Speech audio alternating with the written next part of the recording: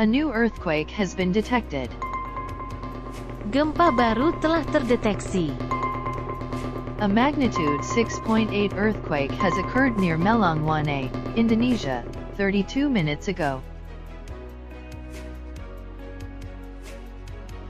Gempa bumi berkekuatan 6.8 telah terjadi di dekat Melonguane, Indonesia, 32 menit yang lalu.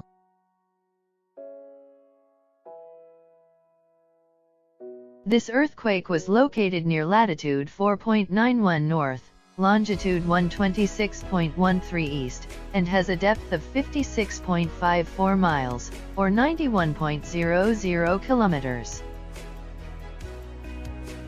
Gempa ini terletak di dekat garis lintang 4.91 utara.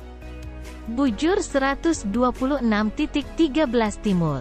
Dan memiliki kedalaman 56.54 mil.